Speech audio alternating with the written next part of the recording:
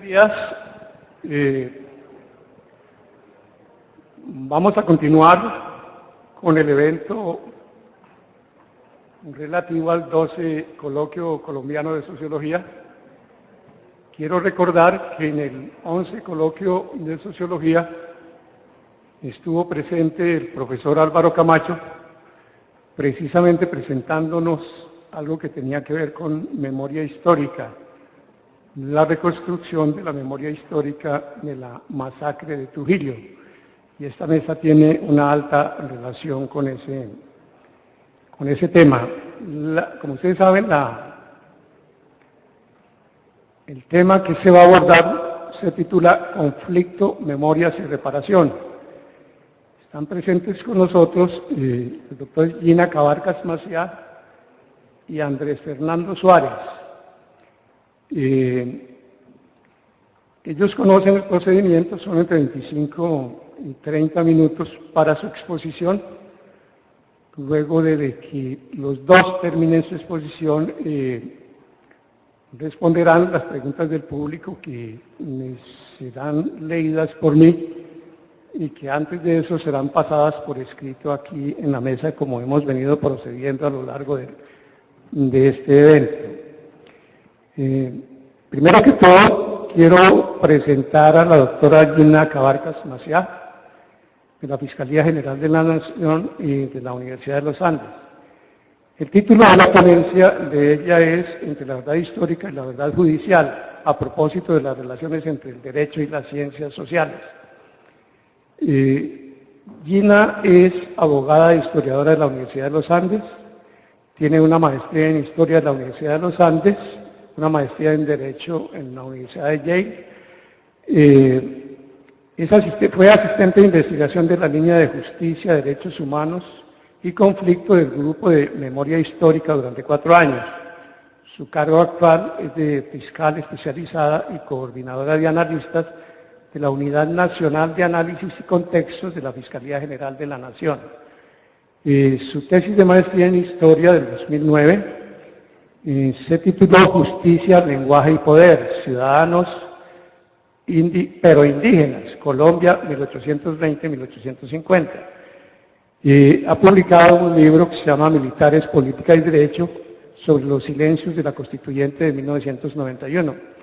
Ella expresa que tiene mucho interés por continuar sus estudios sobre justicia local en la primera mitad del siglo XIX, pero que, digamos, los afanes del momento la impelen a trabajar en estos temas que tienen que ver con violencia e historia política reciente colombiana.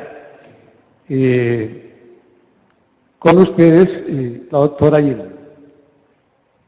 Muchas gracias, Carlos.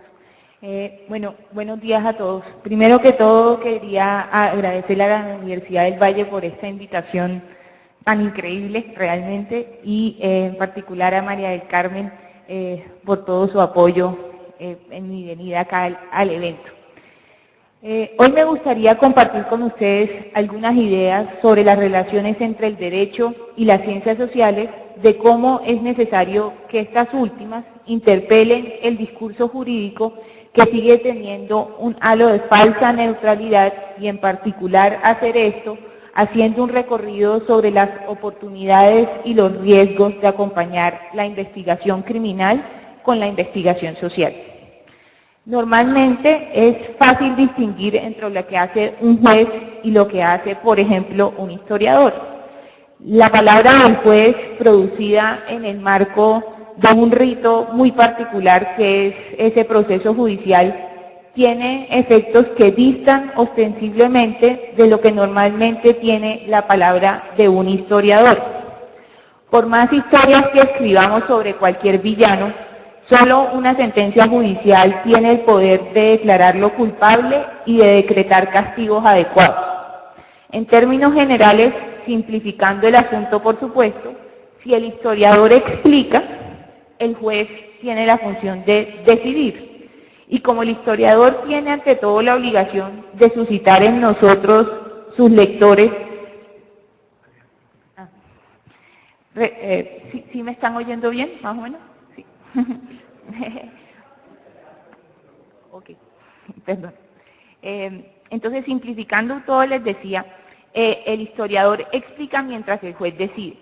Y como el historiador tiene ante todo la obligación de suscitar en sus lectores representaciones adecuadas de lo que nos está contando, sin que se pierda la narrativa, a veces le permitimos que se invente cosas, siempre y cuando esto que se inventa lo haga sobre lo posible o mejor sobre lo verosímil. Pensemos, por ejemplo, cuando ciertos historiadores hacen inferencias psicológicas o cuando se inventan diálogos probables que nos ayudan a seguir la historia y a seguir su explicación, ¿sí? E inclusive a veces les permitimos a los historiadores, en favor de la narración, que pase por alto ciertas otras cosas. Sin embargo, a una decisión del juez, en cambio, no puede en ningún caso descansar en inventos y omisiones, aunque en ocasiones lo hace, y nosotros sabemos que lo hace, y estamos entonces ante una decisión que no solo sería profundamente criticada, sino que además puede ser revisada y replanteada jurídicamente.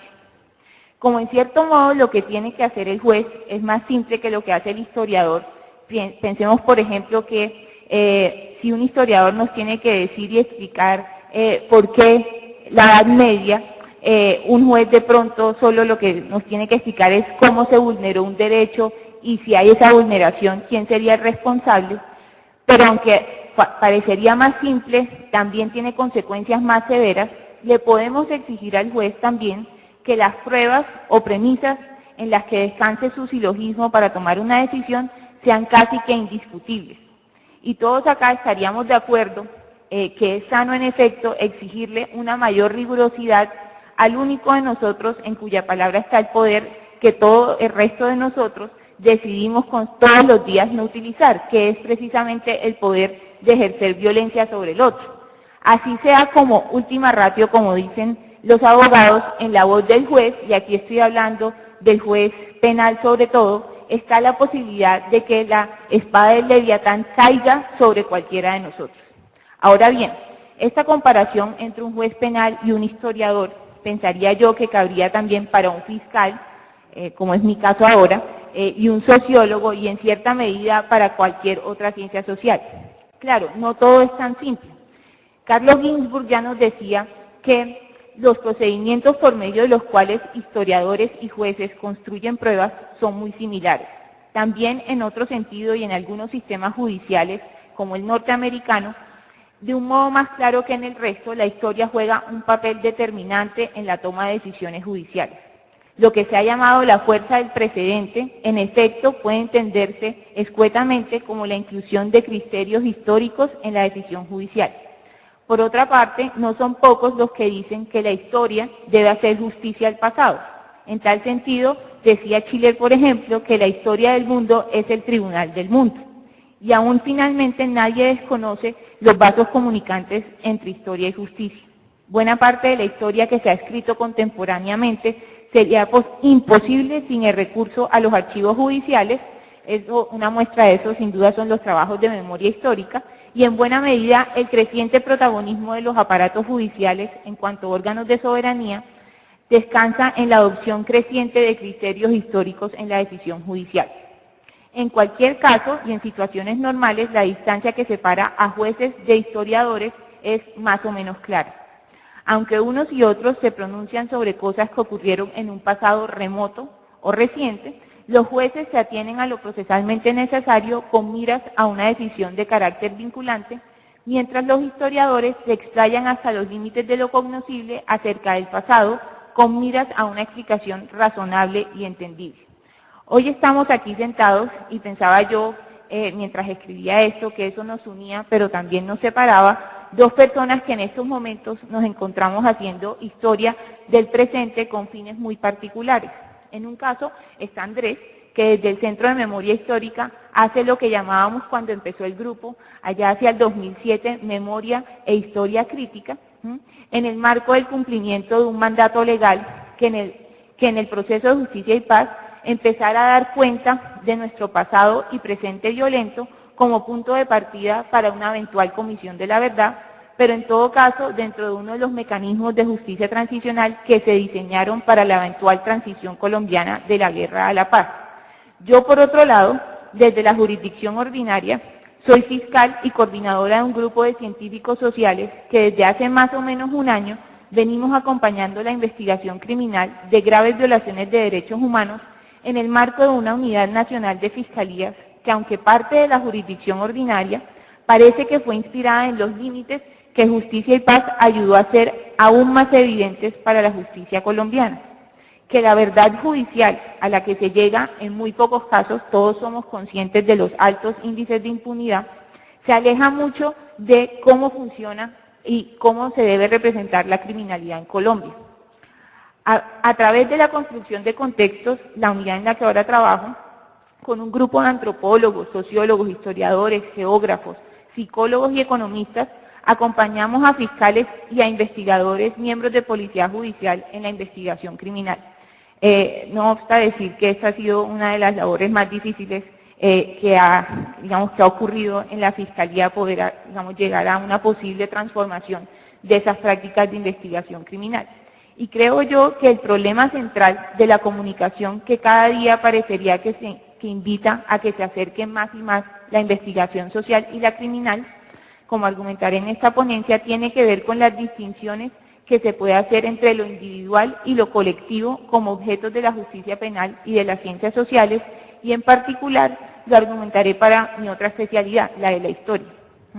Como es sabido, y en esto voy un poco rápido, la justicia penal necesita individualizar culpas y daños para establecer castigos y reparaciones.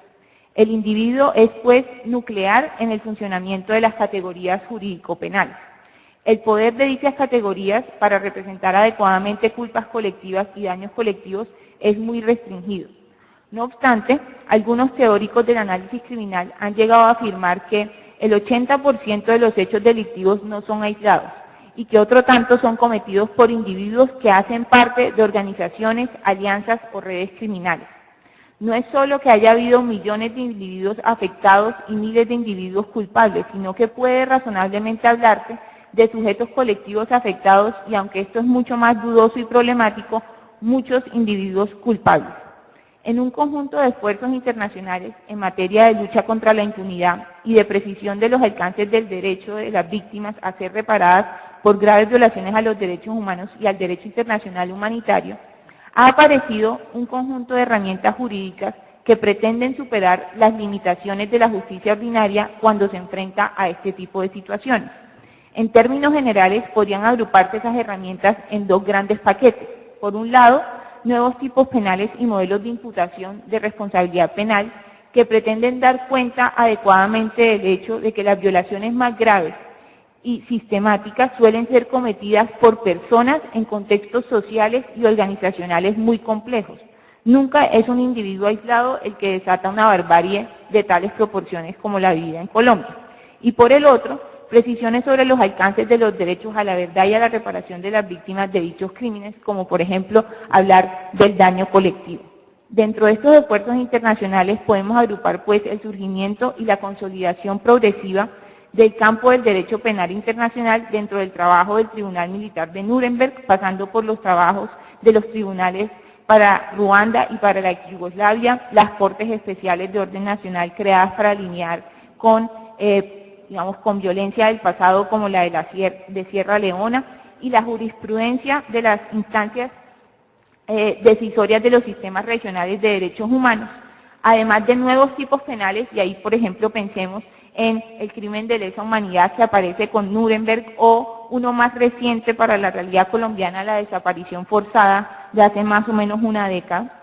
Se han diseñado también nuevos modelos de participación y autoría en los delitos, como por ejemplo la participación en una empresa criminal conjunta, la responsabilidad del superior o la autoría mediata a través de aparatos organizados de poder. Y además se han resignificado viejos modelos de imputación como la coautoría, de modo que permitan representaciones complejas de esos contextos sociales y organizacionales en que ocurrieron las violaciones más graves y consecuentemente permitan imputaciones adecuadas de responsabilidad penal en este tipo de situaciones. Reconstruir la forma de funcionamiento de estos aparatos y su relación con políticas criminales más o menos determinadas precisa de un diálogo mucho más cercano con la investigación social. Y aquí por eso es que entonces un lugar como la Fiscalía General de la Nación, construida para abogados, ahora tenemos tantos funcionarios que son de las ciencias sociales, ¿sí? Y esta investigación social producida en escenarios extrajudiciales, solo en un nivel mayor de abstracción y generalidad como el que provee la mirada del investigador social, puede permitirnos distinguir planes y patrones constitutivos de estas formas de macrocriminalidad. Del otro lado, los científicos sociales, enfocados más en la explicación de fenómenos de violencia, se acercan a la justicia penal pensando más en lo colectivo que en lo individual. Así, cuando los científicos sociales usamos fuentes jurídicas, por lo general extraemos de ellas su contenido para dar cuenta de realidades sociales particulares y extraer conclusiones sobre cómo estas realidades fueron o son vividas por colectivos. Como en el caso de la justicia penal, cuando la investigación social se ha usado en el marco de procesos extraordinarios de justicia transicional, este enfoque en las explicaciones más colectivas se ha encontrado con otras necesidades que en últimas han cuestionado las mismas metodologías utilizadas.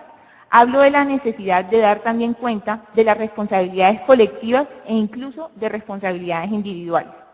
Puedo dar cuenta aquí de lo que implicó en términos del uso de fuentes y de construcción de argumentos para el grupo de memoria histórica, poder dar cuenta no solo de las responsabilidades colectivas sobre la violencia cuando se tocaba sectores políticos y económicos, sino además de la responsabilidad de algunos individuos dentro de estos sectores. Se dijo, por ejemplo, en muchos de los informes que construimos antes de el Basta Ya, que cuando se iba a hacer referencia a responsabilidades individuales había que tener una contrastación de fuentes más rigurosa y que por lo general se tenía que tener una decisión judicial al respecto. Y todas las discusiones que se dieron dentro del grupo para establecer cómo en un informe de memoria histórica se podía en efecto dar cuenta de esas responsabilidades individuales. Consideraría entonces que cuando los investigadores sociales acudimos a fuentes jurídicas no debemos subutilizarlas por miedo a las especificidades y tecnicidades del lenguaje de los abogados. El contenido de los expedientes judiciales no solo es útil porque nos brinda elementos sobre la realidad social de una determinada época, sino además porque en la misma comprensión del uso, de su selección y apropiación de determinadas categorías jurídicas y de la lógica del razonamiento en el derecho, podemos iluminar elementos sobre la relación agente-estructura y además podemos comprender particularidades del proceso hegemónico tanto de la construcción de relaciones de dominación como de estrategias de resistencia. Este problema central alrededor de lo individual y lo colectivo para entender la comunicación entre la investigación penal y la investigación social, quisiera analizarlo en 3 elementos. Y ya los pueden ir intuyendo por lo que he venido diciendo. Uno primero es precisamente el uso de las fuentes. Uno segundo es la asignación de responsabilidades y los conceptos de autoría y participación. Y uno tercero, la comprensión de la relación entre los hechos relevantes para establecer conclusiones. Para el ámbito del derecho penal, difícilmente se puede sobreestimar la profundidad de las transformaciones antes aludidas, tanto en la calificación de los hechos como en la construcción de las pruebas y en la imputación de responsabilidades. En tal sentido, por ejemplo, el carácter de la prueba está siendo objeto de importantes modificaciones. Los estándares probatorios de estos nuevos tipos penales que mencionaba son en efecto mucho más flexibles en comparación con los que venía usando la jurisdicción penal ordinaria. En algunos casos incluso, estándares probatorios de la jurisdicción civil o disciplinaria, como el de la prueba preponderante o la prueba clara y convincente, han sido trasladados a la jurisdicción penal en la que se supone que toda prueba debe estar más allá de toda duda razonable. En tal sentido, la idea de una prueba suficiente para estos casos, ese es el lenguaje, por ejemplo, de la Comisión de la Verdad de El Salvador, parece, como en los ejercicios lógicos de la escolástica tardía, no consistir tanto en demostrar la verdad de lo que se dice como en hacer improbable su negación. Ejercicio del que ya los escolásticos, recordamos, desconfiaban, pues la negación de la negación no necesariamente prueba la verdad o la exactitud de la afirmación. Sí, y aquí vuelvo a citar a Ginsburg, un aire de familia emparentaba a jueces e historiadores en los procedimientos de construcción de la prueba. La introducción del análisis de contexto en la investigación criminal parece imponer entre ellos la más estrecha hermandad. De ahí, por ejemplo, la frecuencia cada vez mayor con que informes o resultados de investigaciones adelantadas por fuera de los espacios judiciales, se allegan pruebas por ejemplo, testigos expertos, sociólogos, y de ahí también la progresiva inclusión del lenguaje más o menos jurídico de los derechos humanos en la escritura de la historia sobre la violencia asociada al conflicto armado. La historia, pues, cada vez más en estos casos tiende a cargarse con funciones judiciales y recíprocamente la justicia tiene la exigencia de decidir en relación con fenómenos más holísticos adecuadamente representados. Tiene pues la obligación de contar bien la historia. Si, como dijimos antes, los procedimientos de la justicia penal, con la introducción del análisis en contexto, promueven la hermandad de jueces e historiadores en la forma como se adelantan las investigaciones, se califican los hechos y se construyen las pruebas, la ampliación progresiva del alcance de los derechos a la verdad y a la reparación parecen sugerir también que la palabra del juez hace más que decidir litigios estrictamente penales, que su verdad trasciende lo procesalmente necesario y se pronuncia al final sobre lo histórico. Parece pues que la verdad judicial debe ser al mismo tiempo verdad histórica. Estrictamente hablando, las conclusiones anteriores no son ciertas sin restricción. La ampliación progresiva de los derechos a la verdad y a la reparación no necesariamente sobrecarga la escena judicial con la exigencia de construir verdad histórica. La idea más bien es la de la complementariedad entre, por un lado, los mecanismos de lucha contra la impunidad, nucleados en torno a una escena judicial capaz de hacer frente a las particularidades de las situaciones de transición, y por el otro, los espacios y mecanismos extrajudiciales, como por ejemplo los agrupados en el Centro de Memoria Histórica, de construcción de verdad en perspectiva de reparación y no repetición. En un informe que publicamos con el Grupo de Memoria Histórica en el 2012, titulado Justicia y Paz, Verdad Judicial o Verdad Histórica, se analizó el funcionamiento de Justicia y Paz a la luz de la tensión entre lo judicial y lo histórico. A juicio del centro, debido en buena medida a la centralidad de la escena judicial en el diseño y el debate congresacional y jurídico de la ley y a los autos de la Sala de Casación Penal de la Corte Suprema de Justicia, Justicia y Paz está entrampada en esa confusión de lo judicial y lo histórico. La complementariedad, en efecto, no es fácil ni automática y los peligros de la confusión están en el centro de Justicia y Paz. Enfrentada a hacer historia cada vez que decide, la justicia es desbordada y a su vez, convertida en sierva de la investigación criminal, la historia es simplificada. El desbordamiento de la justicia es evidente, ustedes son testigos de eso. Una justicia obligada a ocuparse sistemáticamente de la historia no tiene cómo justificarse elecciones ante un panorama de miles de victimarios, decenas de miles de crímenes y millones de víctimas. Seleccionar implica simplificar y Justicia y Paz, en ausencia de criterios que simplifiquen su trabajo, parece abocada a la tarea imposible de hacer coincidir término a término la verdad procesal con la verdad histórica. La inflación semántica de la categoría de crimen de lesa humanidad, por ejemplo, que vuelve imprescriptible todo lo que toca, es un signo de la confusión progresiva de lo histórico y lo jurídico en nuestra justicia transicional. Recordarán ustedes el fallo de la Corte Suprema de Justicia que tumbó la primera sentencia de Justicia y Paz.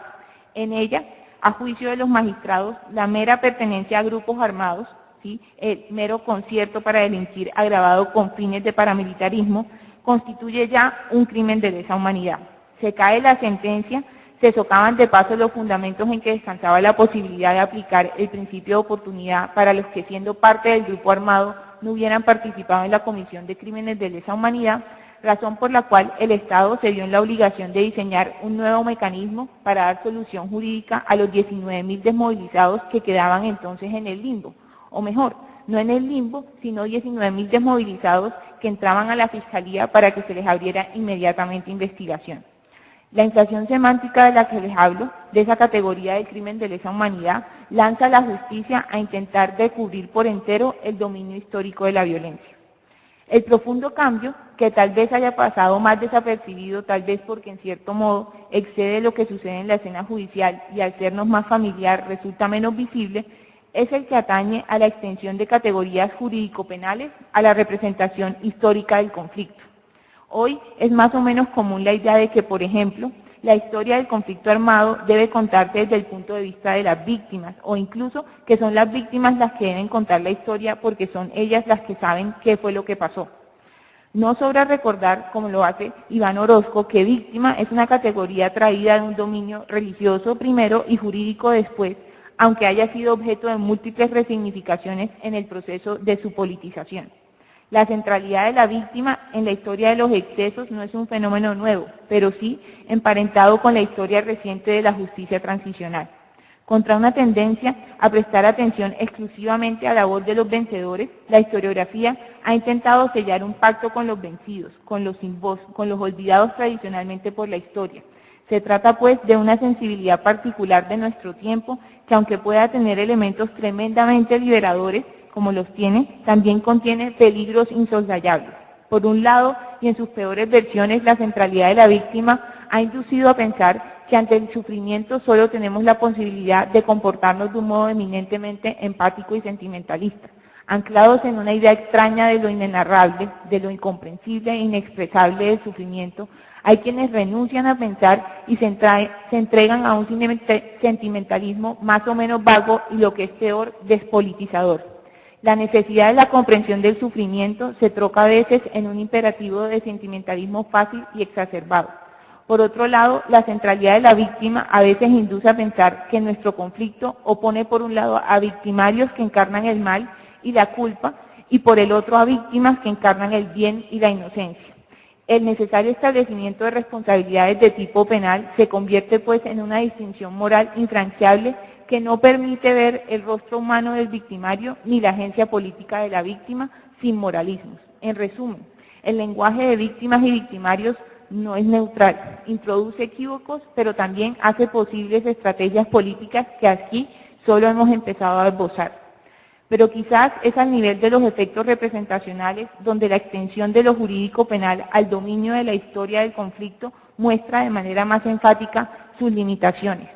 La naturaleza de las categorías jurídico-penales, y más aún las nuestras, que están al servicio de una opción decidida por los derechos humanos y no tanto por el derecho internacional humanitario, es marcadamente criminalizante y en esa medida invisibilizadora de lo político. Y está bien que eso sea así. De la justicia penal se espera que diga claramente quiénes son los criminales, quiénes son los inocentes y quiénes son las víctimas, no que se convierta en un escenario de confrontación de ideologías políticas. Pero hacer historia con categorías penales suele implicar reducir la historia misma al juego de distinción jurídica y moral entre víctimas y victimarios, cerrar los lugares en que las zonas grises pueden hallar su expresión e invisibilizar los elementos propiamente políticos de la confrontación. La extensión de lo jurídico penal a la historia puede, en ese sentido, dar lugar a puntos ciegos de cuyo tratamiento depende, en buena medida, la posibilidad de que una sociedad se reconcilie con ella misma después de ocurridos fenómenos de esta índole. Pero quisiera pensar que estas limitaciones de la asignación de responsabilidades individuales en materia penal no son determinantes para cerrar los vasos comunicantes entre la investigación social y la criminal. La posibilidad de entender la posible autoría de los financiadores y auspiciadores de los paramilitares, por ejemplo, en homicidios y desplazamientos, solo se entiende y se prueba si los abogados tomamos los aportes de la investigación social sobre cómo funcionó el fenómeno del paramilitarismo en el país. Solo esto nos permite guiar la labor de consecución de pruebas hacia la demostración de las relaciones entre las estructuras militares de grupos armados y políticos y empresarios en las regiones. Ya hemos llamado la atención sobre los usos de las fuentes y la comprensión sobre las responsabilidades individuales y colectivas en las implicaciones representacionales de la investigación social y la criminal. Pasemos ahora a la determinación de los hechos.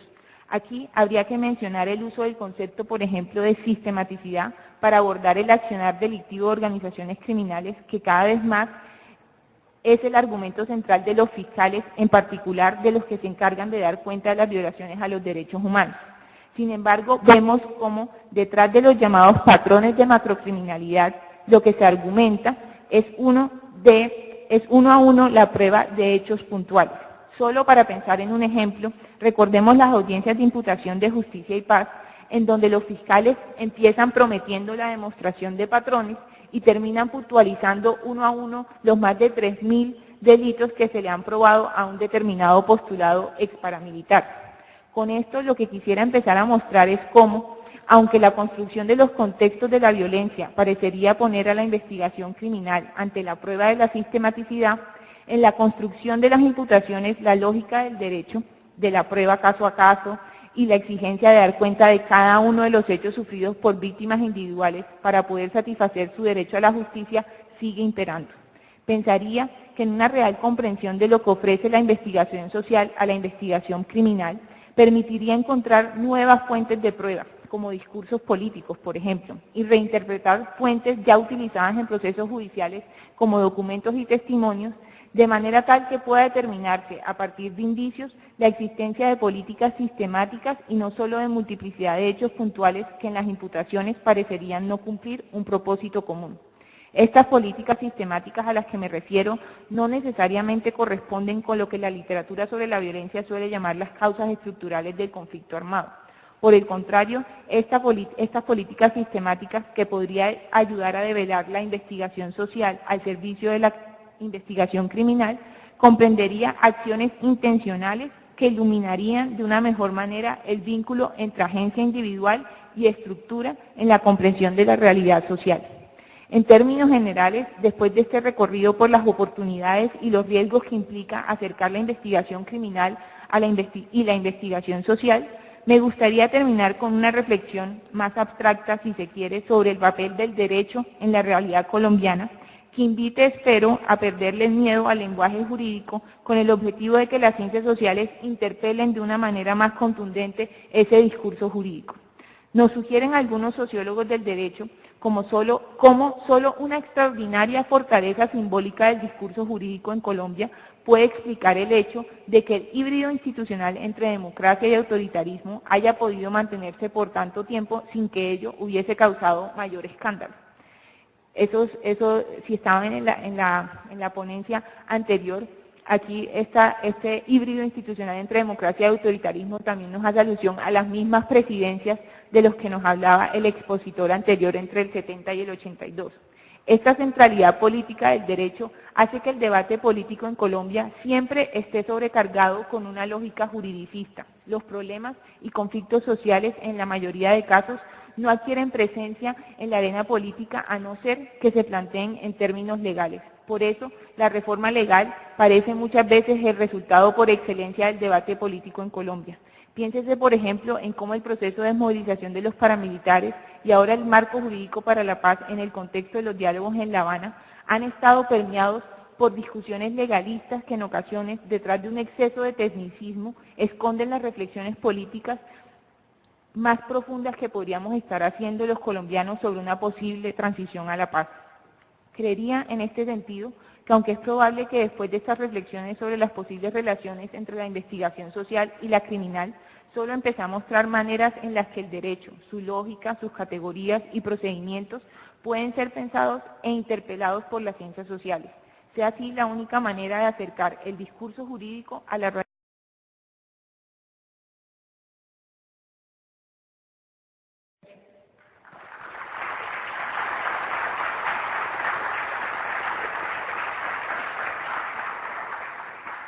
Bueno, gracias a Gina, además por ajustarse al tiempo asignado. Continuamos con Andrés Fernando Suárez, del Centro de Memoria Histórica. El título de la ponencia es Memorias de Guerra y Dignidad. Andrés Fernando es sociólogo de la Universidad Nacional de Colombia, magíster en Estudios Políticos del Instituto de Estudios Políticos y Relaciones Internacionales de la Universidad Nacional de Colombia, miembro del Grupo de Investigación Democracia, Nación y Guerra del Instituto de Estudios Políticos y Relaciones Internacionales de la misma universidad, es investigador del Centro de Memoria Histórica,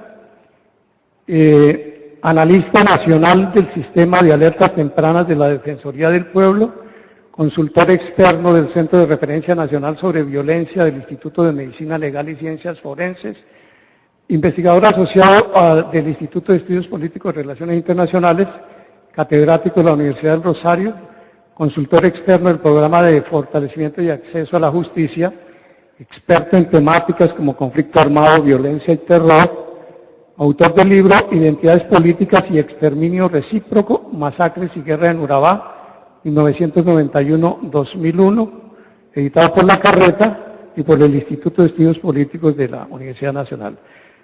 Fue ponente en el 9º Congreso Nacional de Sociología, ha publicado artículos en la revista Análisis Político y la revista Colombiana de Sociología, fue relator del libro La masacre del Salado, Esa guerra no era nuestra, publicado por el Grupo de Memoria Histórica de la Comisión Nacional de Reparación y de Reconciliación. En 2009 es correlator del libro Silenciar la democracia, las masacres de Remedios y Segovia, 1982. 1997, publicado por el Grupo de Memoria Histórica, investigador principal del informe público Basta Ya, Colombia, Memorias de Guerra y Dignidad, presentado por el Grupo de Memoria Histórica en 2013, y asesor de la Dirección General del Centro Nacional de Memoria Histórica. Tiene la palabra entonces. Muchas gracias, buenos días. Primero que todo agradecer a la universidad la invitación que nos ha hecho de tener esta ocasión de presentar el informe general Basta Ya. Debo decirles que como yo sí respeto muy poco el tiempo, voy a hacer una presentación atípica en comparación con las labores de difusión que hemos hecho en otros lugares del país, porque creo que la magnitud del informe que se están viendo acá, más de 400 páginas, los temas de debate y de crítica probablemente nos exijan otro espacio. Yo voy a hacer solo un recorrido muy somero por los contenidos del informe y me voy a centrar para acotarme a las características de la mesa en uno de los capítulos del informe dedicado a las memorias de las víctimas, a las voces de los sobrevivientes. Lo primero es que este informe general, Basta Ya, Colombia, Memorias de Guerra y Dignidad, es el cumplimiento de un mandato legal, el artículo 51 de la Ley 975 de 2005, conocida como la Ley de Justicia y Paz, ordenaba a la CNR la tarea de elaborar un informe público sobre las razones para el origen y evolución de los grupos armados ilegales. Para desarrollar ese mandato fue designado el doctor Eduardo Pizarro, designó a Gonzalo Sánchez para que se hiciera cargo de esa tarea. Gonzalo Sánchez acepta la tarea con la condición de gozar de autonomía académica y administrativa para el desarrollo del trabajo, consciente de los problemas de legitimidad que tenía la ley, ¿no? Porque estaba en el proceso de ser el marco jurídico para el proceso de desmovilización de los grupos paramilitares. Esa autonomía se traducía en la posibilidad de conformar su equipo de investigadores, se traducía incluso en el logo que ustedes están viendo en la presentación, que hoy es el logo del Centro de Memoria Histórica, fue inicialmente el logo del Grupo de Memoria Histórica, de poder llegar incluso con una imagen distinta a las comunidades o a las víctimas a las que nos íbamos a acercar, y también implicaba que toda nuestra producción como Grupo de Memoria Histórica no iba a pasar por ningún filtro en la plenaria de la Comisión Nacional de Reparación, ni que iba a ser sujeta a ningún tipo de veto. Todo lo que escribimos, lo escribimos bajo la responsabilidad del Grupo de Memoria Histórica y con la autonomía del Grupo de Memoria Histórica. Si bien tuvimos financiación pública durante gran parte de la investigación, tenemos que decir sinceramente que en ningún momento recibimos ningún tipo de presión o insinuación acerca de los contenidos del trabajo que desarrollamos. Esta tarea inicia en el año 2007, el informe que ustedes ven acá es el resultado de 6 años de trabajo. La ley daba un margen para la presentación de ese informe hasta julio de este año, y Gonzalo Sánchez toma la decisión de, ante la opción de poder escribir un informe como el que nos pedían, podíamos haberlo hecho con todo el acumulado de la investigación, pero dijimos, esto no es solo un mandato investigativo el que nos entregan, hay un mandato ético y un mandato político en lo que estamos asumiendo. Y ese mandato ético decidimos que será la opción preferencial por las víctimas. Que no vamos a concebir únicamente la reconstrucción de las razones para el origen y evolución de los actores armados únicamente como aparatos armados. Los concebimos a los actores armados como productos sociales e históricos de la realidad colombiana. Y no vamos a poder hacer un informe completo sobre esos actores si no sabemos qué hicieron, a quiénes se lo hicieron, qué consecuencias tuvo lo que hicieron. ¿no?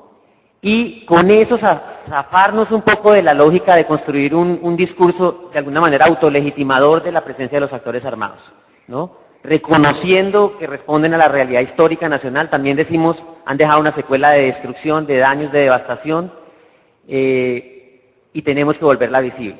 Y tenemos también que convertirnos en una opción que haga contrapeso al exceso de visibilidad pública que ha tenido el victimario. En el trabajo de la memoria, cuando iniciamos nuestra labor, nos encontrábamos con lo que algún colega en las discusiones internas decía: en Colombia hay un exceso de memoria de los actores armados. Ellos están repletos de memoria para legitimarse y tienen los espacios para visibilizar esas memorias, ¿no? Siempre han gozado de la posibilidad de tener la prioridad en los medios de comunicación o en muchos espacios expresivos para darse a conocer, pero la memoria que está silenciada es la de las víctimas, ¿no? Del que cayó en estado de indefensión, del que no tenía las armas. De ahí la dimensión ética de nuestro mandato. Entonces dijimos, lejos de apoyarnos únicamente en el trabajo investigativo previo existente, vamos a ir a los territorios, vamos a ir a las regiones y vamos a escuchar a las víctimas. Y vamos a darle un anclaje en territorios, en realidades, en voces de las víctimas a este trabajo. Vamos a darles coordenadas de tiempo y espacio concretas.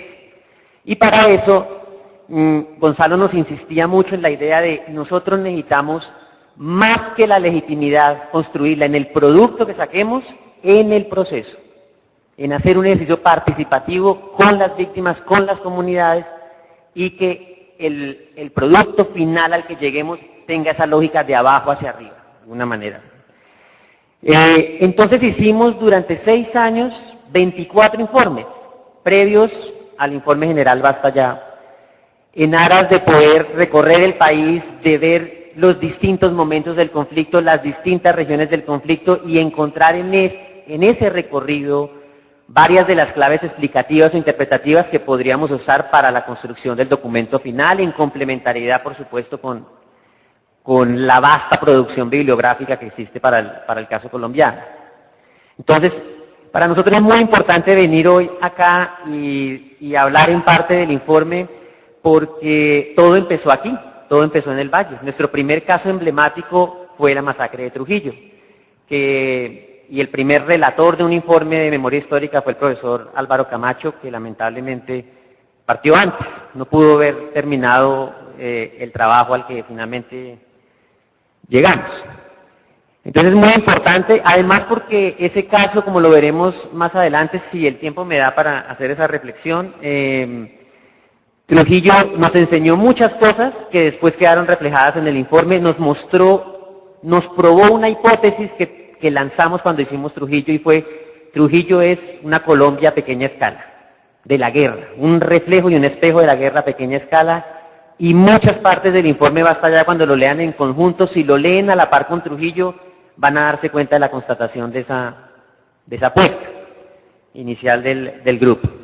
Este informe tiene 5 capítulos y una recomendación. El capítulo 1 estuvo centrado fundamentalmente en poder esclarecer las dimensiones y las características de la violencia, del conflicto armado, aproximarse a una distribución de responsabilidades, porque parte de nuestro mandato ético era: necesitamos reconocer lo que ha pasado, pero lo que ha pasado lo perpetraron los actores armados, entonces necesitamos también que se asuman responsabilidades. Caracterizar la violencia, conocer a las víctimas, quiénes fueron las víctimas. El segundo y tercer capítulo está centrado en todo el tema interpretativo del informe, ¿no? La trayectoria histórica del conflicto armado. ¿Cuáles son? Efectivamente sería lo que más responde al mandato que nos dieron de las razones para el origen y la evolución de los actores armados ilegales. Un cuarto capítulo se ocupa de los daños, ¿no? ¿Qué consecuencias o qué impactos tuvo lo que pasó o lo que nos viene pasando? Un quinto capítulo, que es el que les voy a presentar hoy brevemente, está centrado en la memoria de las víctimas, en cómo recuerdan las víctimas, cuáles son los énfasis que ponen las víctimas y a partir de esos énfasis cuáles son los reclamos que las víctimas hacen. Y un quinto capítulo es un capítulo de recomendaciones que deriva en gran parte de un pedido expreso de las víctimas, que nos decían: ¿qué vas a hacer con mi testimonio? Yo quiero que lo que hagas con mi testimonio sea apuntar a la no repetición, o a un conjunto de recomendaciones que permitan parar la tragedia. Basta ya en el título es en realidad la voz de las víctimas, ¿no? No es la nuestra como académicos ni como grupo de memoria histórica, es la de las víctimas. Este capítulo quinto partió de la idea de que no solamente debíamos trabajar el testimonio como una fuente de información.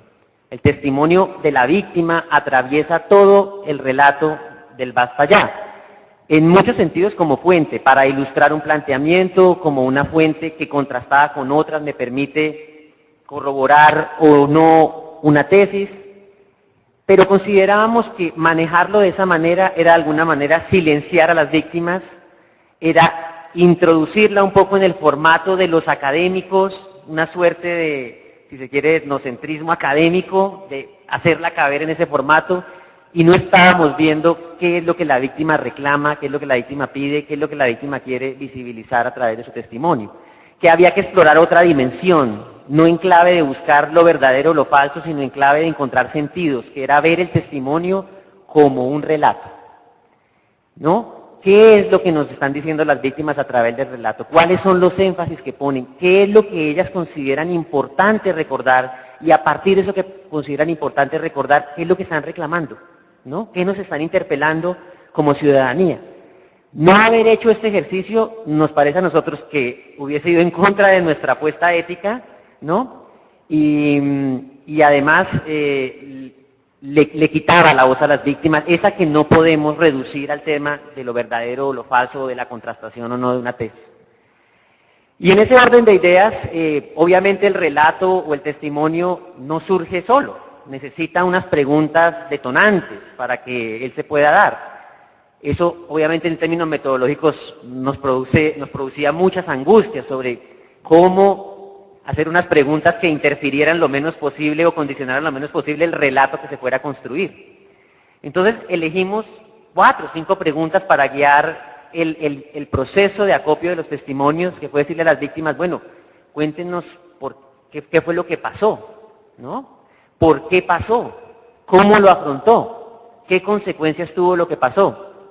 ¿Y qué hacer para que no se repita? Digamos, ese paquete básico de preguntas lo tomamos de otras experiencias de comisiones de la verdad, de otros grupos que han hecho trabajos similares, sabiendo que pueden incluso condicionar el relato, ¿no? Pero el relato necesitaba un detonante. Y además necesitábamos combinar al testimonio como fuente, como relato, pero también como fuente. Es decir, necesitábamos información para los otros capítulos del informe y los otros temas que deseábamos explorar. Reconociendo esa particularidad de que usamos esas preguntas como detonantes, lo que hicimos fue entonces, para poder llegar a este capítulo, hacer un gran análisis de todos esos testimonios que recogimos y tratar de buscar cuáles eran esos énfasis que las víctimas ponían para tratar de identificar sus reclamos y lo que ellos consideraban importante. Y logramos organizar ese trabajo a partir de 3 ejes. Uno, el que nosotros llamamos el eje narrativo, que se estructura a partir de la pregunta de qué fue lo que pasó. Un segundo eje, que lo llamamos el eje interpretativo, que nos habla de la explicación que da a las víctimas a lo que le pasó. Es la pregunta de por qué le pasó lo que pasó. Y un tercer eje, que llamamos el eje de sentido, que responde a la pregunta de cómo lo afrontó, que recoge las respuestas y los recursos que desplegó la víctima para sobrevivir, para resistir y para reconstruir. Porque hay que decir que ese fue un reclamo permanente también de las víctimas cuando hacemos este trabajo. A nosotros no nos coloque únicamente en el plano de la vulnerabilidad o del sujeto indefenso o del sujeto inactivo. Nosotros, a pesar de la adversidad, y eso nos hace dignos, hemos sobrevivido, que no es poco, hemos resistido y hemos reconstruido. Y con eso no le estamos diciendo a la sociedad que no lo necesitamos, no, que a pesar de la adversidad hicimos nuestra parte, ahora les toca a ustedes. El principio de solidaridad del Estado y de la sociedad. Entonces, a partir de esos ejes interpretativos, ¿qué fuimos encontrando? ¿Qué énfasis encontramos? En el primero, en el eje narrativo, en lo que pasó, en los relatos sobre lo que pasó, nos encontramos con 2 énfasis muy particulares. El primero, la memoria del sufrimiento. Un reclamo permanente de la víctima acerca de visibilizar el dolor que le han causado las pérdidas materiales, las pérdidas humanas, primero que todo, las pérdidas materiales, con todo el trasfondo simbólico, En el sufrimiento la gente no dice, no solo tengo dolor por los que perdí, sino por el mundo que perdí. O sea, es un dolor por el espacio físico que quedó marcado por el terror, por el espacio público que se desnaturalizó con el terror y por la pérdida del lugar en el mundo que tenía, con todo el universo de significados que tenía para moverme en el mundo. Es la memoria del desplazado o es la memoria del que se queda en el lugar pero sin redes sociales ya, ¿no? Es esa evocación. Y detrás del sufrimiento hay un reclamo de fondo también del sobreviviente. El sobreviviente siente que es una víctima devaluada en el sentido de a él no lo mataron, a él no lo desaparecieron, ¿no? Él no fue la víctima, bueno, hay sobrevivientes que fueron víctimas de violencia sexual, pero se siente que el no haber perdido la vida, el no haber sido desaparecido, de alguna manera hace que la sociedad lo considere o lo devalúe y considere que en esa condición, pues de alguna manera debe dar gracias por haber sobrevivido. Y el sobreviviente lo que está diciendo es, el que padece el daño soy yo que sobreviví. El que carga con el terror soy yo, a donde quiera que vaya, por la violencia que he padecido, ¿no?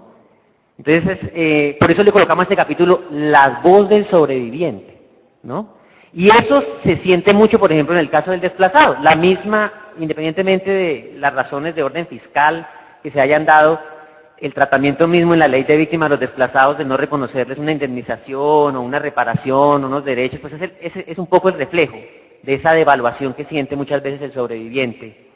Y bueno, afortunadamente las sentencias de la Corte Constitucional intentan de alguna manera compensar eso.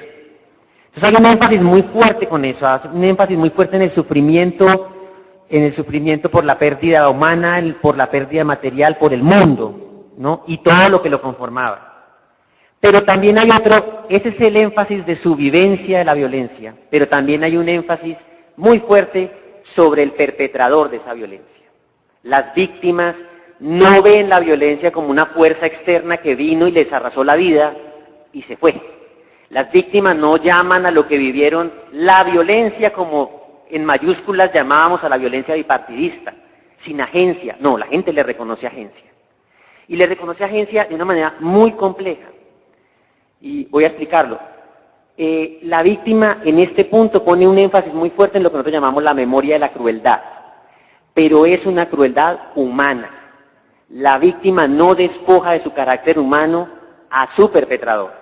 La víctima recuerda rasgos físicos, recuerda voces, recuerda expresiones, recuerda gestos, recuerda incluso emociones. La víctima no, en su relato, no transforma a los perpetradores de la violencia ni en seres anónimos ni estereotipados. No, las víctimas hacen matices, marcan diferencias y recuerdan a hombres, y esto no tiene nada que ver con género, sino con que muchos de los perpetradores, la mayoría eran hombres, a hombres que son vistos en situaciones límites, con todo lo que eso implica, con debilidades y con capacidades para hacer el mal. La gente recuerda muchísimo gestos de los perpetradores de desconcierto, hasta de tristeza, ¿no? Hasta de culpa, al lado de los de la capacidad para provocar el mal. Entonces reconocen un plano de humanidad que es muy importante. Ahora, ese plano de humanidad tiene un énfasis también. Puedo reconocer la debilidad del ser humano, de lo próximo que puede ser mi victimario, y puedo reconocer la capacidad para hacer daño, y en esa capacidad de hacer daño pongo el énfasis en la crueldad, pero para decir, es que si yo le reconozco la condición humana, lo encuadro para poder proferir un juicio moral sobre él, ¿no? Y con todo lo que eso implica. Es decir, deshumanizarlo, la víctima entiende que deshumanizarlo de alguna manera le quita la dimensión ética a la condena de la violencia que quiere hacer. Entonces, me pone al ser humano con debilidades y capacidades, pero en la capacidad me dice, tengo a seres humanos que de manera intencional han obrado con ferocidad y con brutalidad, pero son seres humanos, fundamentalmente. Y esta violencia entonces no me vino de afuera, no fue espectral, ¿no? Es una violencia que me la causó otro que tiene que reconocerla y otro que tiene que asumir sus responsabilidades. Eso en el eje narrativo, fueron los énfasis que encontramos. En el eje interpretativo, encontramos que las víctimas también tienen las posibilidades de darle sentido a lo que les ocurrió. No son, como pudiéramos creer, víctimas que aún están desconcertadas por el terror o avasalladas por el terror, que no pueden entender cómo les ocurrió esto. No, son víctimas que trasladan el tema de las responsabilidades también a las interpretaciones de por qué me pasó. Y hay dos énfasis muy importantes.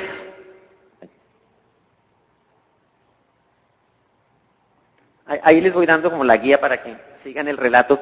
Hay dos énfasis muy importantes, o tres, en las víctimas, para interpretar lo que les ocurrió. ¿Por qué les pasó eso?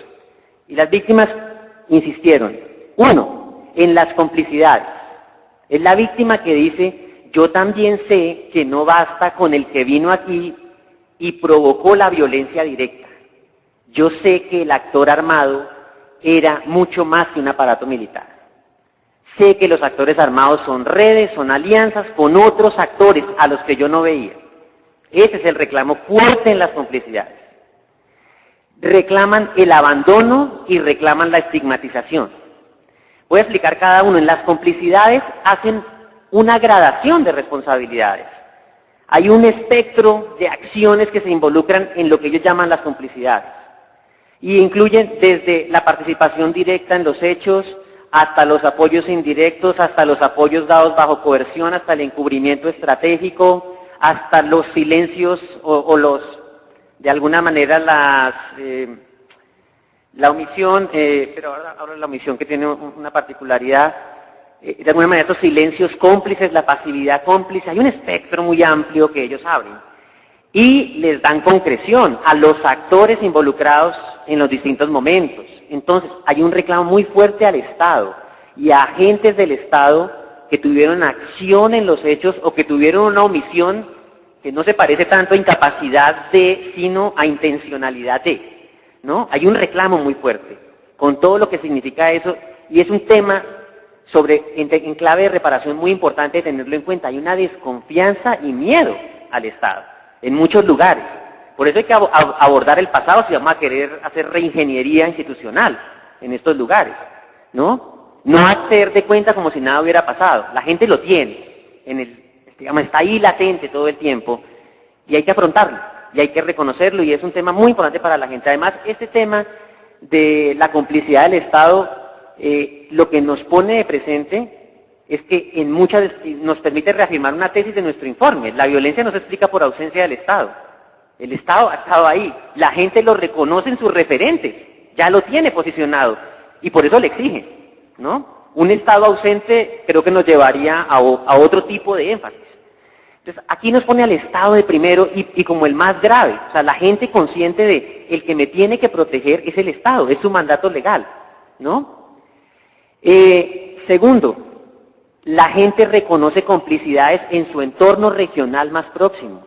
Los políticos, los poderes locales, empresariales, que fungen alrededor del actor armado. Es la conciencia de la gente de que el actor armado no es solo un aparato armado, y de que el actor armado no puede pervivir o existir sin esos otros anclajes sociales y políticos. Es una visión que va más allá del perpetrador de parte de las víctimas, ¿no? En sus exigencias de justicia está buscando llegar a otros niveles de responsabilidad. No necesariamente ya han trascendido el nivel del victimario directo. Aquí hay una búsqueda por otros niveles de responsabilidad en este tipo de énfasis de las víctimas. Pero las víctimas también le agregan complejidad a las complicidades. ¿De qué manera se le agregan? Dice, es que también hay complicidades dentro de la comunidad. Dentro de las comunidades hubo colaboraciones con los actores armados. En un caso para que el actor armado perpetrara el hecho violento. En otros casos, para que con el actor armado, en función del cual se perpetró el hecho violento. O sea, colaboración con quien provocó la violencia, colaboración con quien nos expuso a esta violencia. La gente lo reconoce y le imprime matices. Dice, por supuesto, la coacción y la colaboración en estos entornos tienen un límite entre la voluntariedad y lo coactivo muy poroso, ¿no? El hecho de que sea una relación asimétrica de alguien en armas con alguien que está sin armas, por más de que parece que haya voluntariedad, ahí hay un límite y la misma gente trata de imponerse ese límite de decir, no me atrevo a juzgar de manera tan contundente responsabilidades, pero también reconoce, yo sí creo que hubo gente voluntaria que colaboró, la gente le construye a uno una suerte de tipificación de las poblaciones y su relación con el actor armado. Dice, mira, aquí había por lo menos 4 actitudes hacia los actores armados, o 4 tipos de relaciones. La del complaciente, la que iba de lleno con el actor armado. La del condescendiente, que tenía una actitud mucho más pragmática y decía, bueno, pues el actor armado está ahí, ¿yo qué puedo hacer? ¿No? La del vacilante, la del que dudaba todo el tiempo, ¿no? ¿Yo cómo hago para no quedar tan marcado con este actor, pero no me atrevo tampoco a resistir? Y la del reticente, la del que decía, yo no tengo nada que ver con ese actor, yo incluso cuestiono la presencia de ese actor en una determinada comunidad. Y entre esos 4 grupos de población o de la manera de describir la relación con el actor armado, esta memoria es una memoria que tiene la particularidad de que nos muestra los conflictos que ha dejado instalado la guerra dentro de las comunidades. Está por debajo, está en el subsuelo, ese es el campo minado de la reconciliación. No se dice tanto, por confianza ya uno empieza a saber, pero los cuestionamientos internos son muy fuertes entre todos estos tipos de actores dentro de una comunidad, ¿no? Y llegan a expresiones de la memoria como la siguiente: hay una competencia entre las víctimas muy fuerte alrededor de la inocencia y la culpabilidad. Dentro de las comunidades, las víctimas diferencian quién es la víctima inocente y quién es la víctima culpable. Y a través de esa diferenciación, miren el tipo de procesos que van a causar. Se llegan a escuchar apuestas o relatos del siguiente tipo. Decir, es que a mí lo que me duele es que los que estaban implicados no les pasó nada. Y los otros, los que nos quedamos porque no teníamos nada que ver, fuimos los que pagamos. Y miren la división que queda dentro de la comunidad. Cuando esos a los que llaman los que tenían que ver y no les pasó nada, regresan, dice, es que a mí lo que me duele es que ese que sí tenía que ver, vuelve acá y me da la cara como si nada. Miren las distorsiones sobre las vidas comunitarias, sobre las relaciones sociales que se provocan.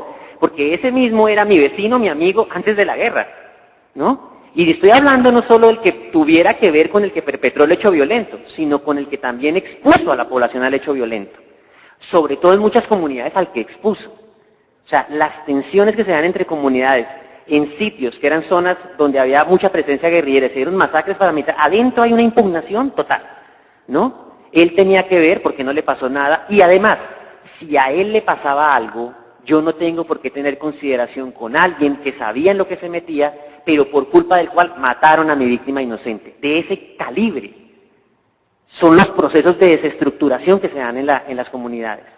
En El Salado, para darles un ejemplo, me sorprendió muchísimo en la reconstrucción del caso encontrarme con un relato en clave de memoria muy interesante, y fue, en El Salado ocurre un hecho brutal desde el punto de vista sexual, un hecho de violencia sexual brutal de carácter público contra una mujer, y en el relato se hizo un cambio respecto a lo que ocurrió, se hizo un cambio, se hizo un traspapeles, si se quiere, de víctimas.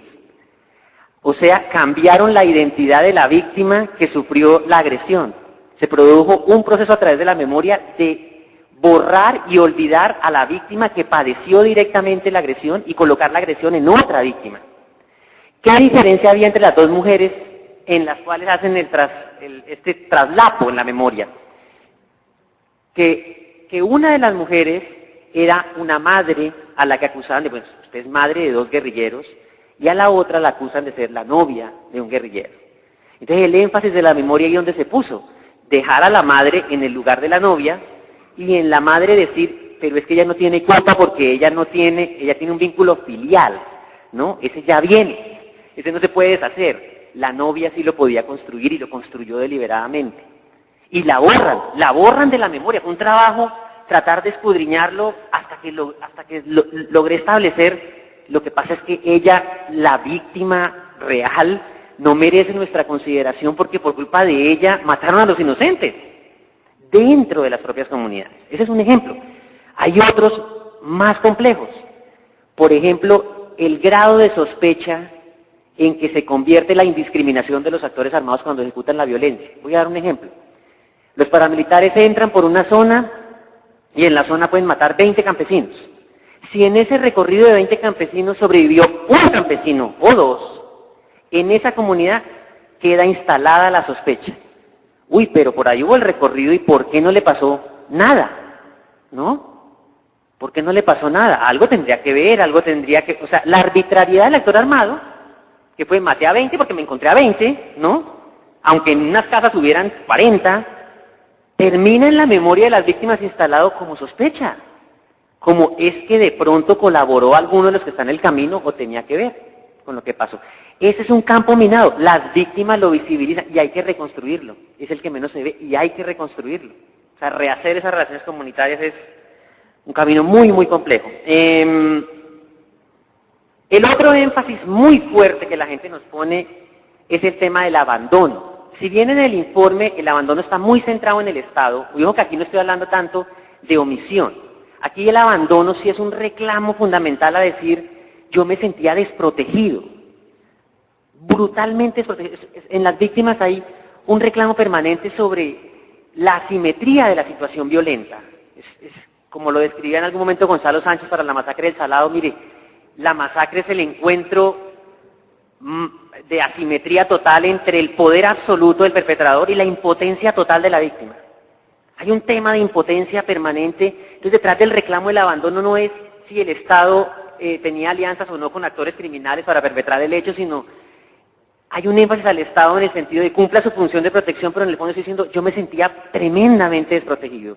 Y una dimensión era el Estado, pero otro es el reclamo tácito a la sociedad del entorno regional, ¿no? En el caso del Salado, por ejemplo, la gente cuestiona mucho que cuando sale del desplazamiento y llega al Carmen de Bolívar, el habitante del Carmen de Bolívar convierte su tragedia en una oportunidad para comprar a bajo precio los animales, las cosas.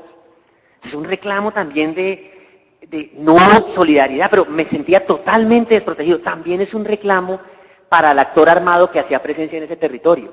Usted me expone y cuando llega el otro se va, ¿no? ¿Dónde estaba su poderío? ¿Dónde estaba su grandilocuencia? Es como, usted es grandilocuente conmigo, que estoy débil, que no tengo las armas, estoy indefenso. Cuando necesito es que pruebe su valentía con los otros que vienen armados, ¿no? Es también ese reclamo fuerte a los actores de decir, oiga, vayan y enfréntense entre ustedes. Pero ¿por qué esa hazaña y esa gran valentía contra el indefenso o contra la población civil indefensa? Entonces es un sentimiento muy profundo de desprotección, muy, muy fuerte en la gente tras el reclamo del abandono y como eje interpretativo. El tercero es la estigmatización. La gente tiene muy claro que la estigmatización juega un papel fundamental en la violencia. Cuando a uno lo estigmatizan, cuando a uno lo relacionan con un actor del conflicto armado, están en un contexto de guerra, están dando la posibilidad de que ocurra de todo. El estigma que caía sobre pueblos enteros, ¿qué significaba? Listo, se volvió guerrillero, le pasará de todo, a todos. Porque esa era parte también de la estrategia paramilitar. Parte de la estrategia para romper vínculos de la población con las guerrillas era, aquí nadie está a salvo. A mí no me importan sus diferencias de reticentes, de complacientes, no me importan. Nadie está a salvo. Y los que están en la escena local van a tener que tomar partido. O se van o toman partido por mí, ¿no? Entonces hay un reclamo muy fuerte al tema de la estigmatización, y la estigmatización tuvo muchas formas de manifestarse. Voy muy mal de tiempo, pero voy a acelerar. La estigmatización tuvo muchas formas de manifestarse. La primera, sobre el cuerpo, el estigma como marca corporal. ¿En qué se tradujo? En todos los relatos nos decían, es que todo el tiempo se volvió de alguna manera las huellas o las marcas que quedaban sobre nuestro cuerpo por ser campesinos, nuestras manos con llagas, nuestras manos estropeadas. El victimario la interpretaba como que era combatiente. Si llevo unas botas de caucho, soy combatiente. Si me visto de determinada manera, soy combatiente. O una foto que ustedes verán en el libro cuando lo consulten, que es muy diciente, es en los retenes bajaban a la gente y a los hombres les hacían quitar las camisas para buscar marcas corporales de morrales, de lo que fuera, en el cuerpo, ¿no? Entonces, es la desprotección, es la vulnerabilidad en el propio cuerpo, empezando por ahí, ¿no? Y tratar de intervenir sobre los modos de vestir, hasta sobre los modos de caminar, ¿no? En el caso del placer, y María Clemencia lo sabe, hay un relato hasta que dice que hay un modo de caminar guerrillero. Bueno, Ese tipo de cosas, pero imagínense eso en la cotidianidad de las víctimas. ¿Cómo se sobrevive? Hay un segundo elemento importante en la estigmatización y es habitar un lugar marcado por la presencia de un actor armado. La sola presencia era asociada con complicidad, con ser parte de, con una pertenencia estigmatizante, ¿no? Si en la zona circulaba la guerrilla, todos son guerrilleros, si en la zona circulaban paramilitares, todos son paramilitares. Y tercero es la estigmatización sobre los roles sociales o roles de la vida pública.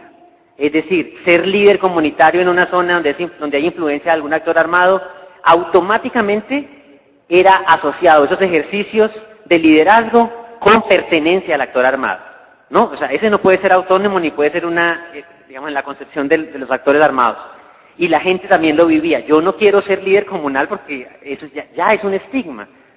Ser líder comunal, el solo hecho de ser líder comunal. Pero también pasaba con la promotora de salud. El que existiera una sola promotora de salud o un promotor en un lugar era también una marca estigmatizante. Eres promotor de salud, luego tu presencia en la zona no es solo para auxiliar a la gente, sino que eres el enfermero de la guerrilla o de los FARC. El docente, hay un tipo de roles muy importantes para la vida pública que quedaron estigmatizados y que la gente reclama. En el fondo está diciendo, yo le estoy pidiendo a la sociedad y al Estado, devuélvame mis derechos o permítame ejercerlos. Bueno, esos fueron los énfasis, digamos, interpretativos. La gente insistía mucho en sus relatos en que hay algo que atraviesa a los tres énfasis interpretativos, y es la impunidad, ¿no? Si la impunidad no existiera, tal vez las complejidades se podrían, de alguna manera, deshacer, tal vez el abandono también podría pasar y la estigmatización tendría un castigo, de alguna manera. Entonces, esos son los ejes interpretativos. Ya voy a terminar con dos cosas muy breves. Quisiera haberles dedicado más tiempo a esos dos últimos ejes, pero reconozco que voy muy mal de tiempo. Hay un último eje, que es el eje de sentido. La gente nos dijo, ojo, me pasó todo esto, pero vuelvo y le repito lo que les dije al comienzo. Yo sobreviví, yo resistí y yo construyo, ¿no? Y nos puso esos énfasis de manera muy marcada para decir, al lado de mi memoria tiene que ir mi resistencia. Al lado del daño, al lado del dolor, tiene que ir mi resistencia. Mi capacidad para enfrentar. Y eso tiene una dimensión en términos reparadores para la víctima o rehabilitadores muy grande, porque la víctima en el fondo con eso compensa su impotencia. Es decir, mira, a pesar de la vulnerabilidad y de mi impotencia total, puse algo para no dejarme arrastrar, ¿no? Y en medio de la vulnerabilidad yo tengo una estatura moral mayor que la del victimario, porque me pude reponer, y sin armas, ¿no? Solo con mi dignidad. O sea, como que la guerra me arrasó todo, pero no voy a dejar que me quite mi dignidad. Y un poco cuando nos reclamaban la resistencia nos dicen, no me quite la dignidad, que eso es lo central en mi proceso de reconstrucción y de no dejarme arrasar. Y cuando hablan de sobrevivir, por ejemplo, las víctimas nos pusieron acentos en varios tipos de prácticas. Voy a enumerarlas muy rápidamente. La primera, leer los signos del entorno. Las víctimas nos decían, nosotros sabíamos más o menos ya leer la situación, cuando podía darse una incursión, cuando el actor armado llegaba, nos comunicábamos con códigos, si se quiere, invisibles con las demás víctimas para prevenir que podía pasar algo. En San Carlos cerraban la cortina, cuando se cerraban cortinas todos sabían, métase a la casa porque viene incursión, ¿no? El grafiti aparece, entonces tome medidas para sobrevivir por la aparición del grafiti. Y este punto es muy importante para la víctima tampoco quiere que se le devalúe por sobrevivir. Es un poco como que nos dicen a nosotros como sociedad, vaya y viva, vaya y sobreviva, como si fuera, que eso no es poco, muy importante. Nos enunciaban también mucho la existencia de refugios o subterfugios que hacían para de alguna manera sobrevivir en medio del control de la imposición terrorífica, digamos, de los actores armados. Entonces nos decían, el actor armado prohibía la reunión pública, o en un pueblo de la costa, por ejemplo, decían, usted después de las 6 de la tarde cierra su puerta y ya no se hace en la verja de su puerta para hablar con su vecino, no, enciérrese. ¿Qué hacía la gente? Por detrás de los patios se hablaban, formaban grupos, o se iban a lugares que tenían prohibido durante el día estar. Los pueblos costeros, por ejemplo, se iban al río a encontrarse por las noches, ¿no? En una forma de desobedecer al actor sin interpelarlo, pero buscando oxígeno para sobrevivir. nos pusieron también mucho énfasis en las solidaridades y las ayudas. En decir, mire, a pesar de la adversidad, yo pude ayudar a mi vecino de alguna manera, fui red de apoyo para otro en alguna manera. O sea, la adversidad también sacó lo mejor de nosotros como seres humanos, para cooperar y para colaborarnos. La gente incluso ahí nos pone mucho énfasis en lo que ellos llaman los rescates humanitarios. Ir a hablar con el actor armado, no para interpelarlo, sino poner consideraciones de orden humanitario para que liberara a muchachos que había reclutado de manera forzada, ¿no? Y lo que nosotros llamamos los actos extraordinarios, también les ponen un énfasis. En Córdoba, por ejemplo, hicieron un reclutamiento forzado de muchos jóvenes en el sur de Córdoba, y las mujeres se organizaron todas, se fueron caminando a decirle al comandante paramilitar, me los entrega, y no me voy de aquí hasta que no... Y lo interpelan, y el que sale es nada más y menos que don Verne, y don Verne dice, ay, yo con esas viejas no, entréguenle muchachos, que se vayan. ¿No? Pero ellas se arriesgaron, en medio de la arbitrariedad del actor armado, las pueden haber matado a todas, pueden haber matado a una, ¿no? Esos son los rescates humanitarios. Y dice, yo puedo no haber cambiado la dinámica global de la guerra, pero salvé vidas. Y un momento en que saqué valor colectivamente y estuvimos dispuestos a salvar vidas. Y por último, el tema de la resistencia, en donde se ponen varios énfasis por parte de las víctimas. El primero, la desobediencia y la recuperación de los espacios. Es la gente que dice, a mí me prohibieron usar la cancha, me prohibieron usar el teatro, pues yo salí comunitariamente y lo usé, ¿no? Interpelé al actor por lo menos en ese plano. Voy a ocupar mi espacio, mis espacios públicos, y salí y los usé.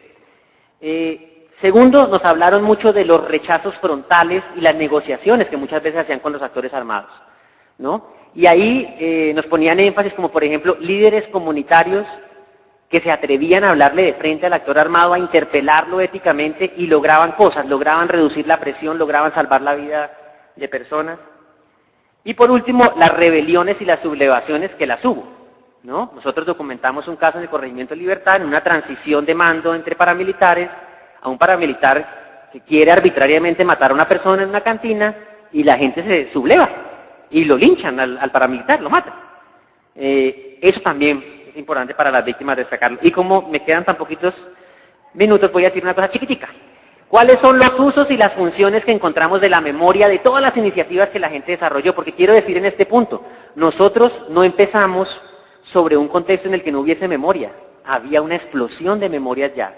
Desde el 2005 con la ley de víctimas, la gente, a pesar de las limitaciones de la ley, salió, venció el miedo y se dio este fenómeno de irrupción de las memorias. En los sitios donde la política de seguridad democrática recuperaba territorios, la gente salió y también habló. Entonces nos encontramos en un escenario de explosión de memorias. Y vemos por lo menos 3 usos o funciones para la memoria en las miles de iniciativas que pudimos documentar. El primero es de la memoria como reclamo o como denuncia. Es el énfasis de la memoria que reconstruye los hechos, que pide que se reconozcan, pero que tiene una particularidad, exigir justicia, ¿no? Hago memoria para exigir justicia. Es la consigna un poco de no olvidaremos, si se quiere. Y además queremos reproches penales y sanciones sobre los responsables.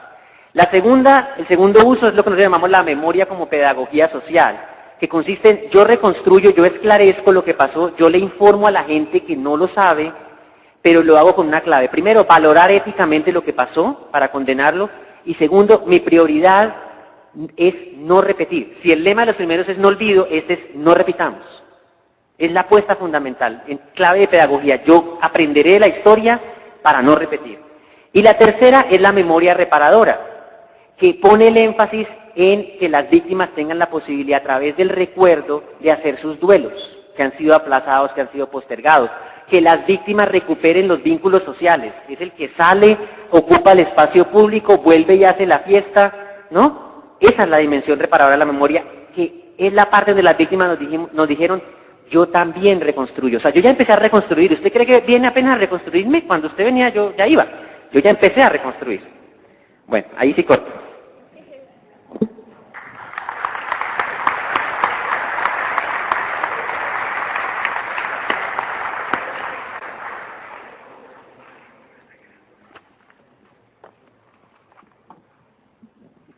Bueno, queremos agradecerle a Andrés y obviamente a Gina por sus presentaciones. A continuación voy a leer las preguntas que los asistentes han formulado para unos y otros. Va esta primera para Gina. Dice, usted participó en el informe final sobre La Rochela. ¿Podría hablarnos algo de esta experiencia? No sé si leo o si contestas esa pregunta.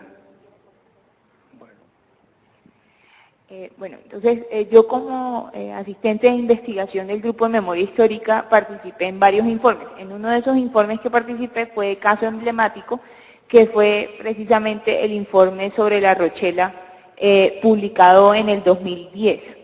En ese informe, yo no sé si ustedes conozcan el caso de La Rochela. El caso de la masacre de La Rochela es un caso muy particular, es un caso en el cual se victimiza a una comisión judicial de 15 funcionarios judiciales. 12 de esos 15 funcionarios judiciales mueren y 3 sobreviven. Estos funcionarios judiciales, esto ocurrió el 18 de enero de 1989 en digamos, el Magdalena Medio Santanderiano. ¿Sí? Estos funcionarios judiciales estaban investigando varios hechos de violencia ocurridos en la zona. Nos cuenta la historia y sobre todo la sentencia de la Corte Interamericana de Derechos Humanos que ellos estaban investigando la masacre de los 19 comerciantes. Sin embargo, nosotros en la investigación del caso establecimos que ellos no solamente estaban detrás de la masacre de los 19 comerciantes, sino detrás de los homicidios a una cantidad de campesinos en la zona y a complicidades que se estaban denunciando entre el ejército y grupos paramilitares en la región.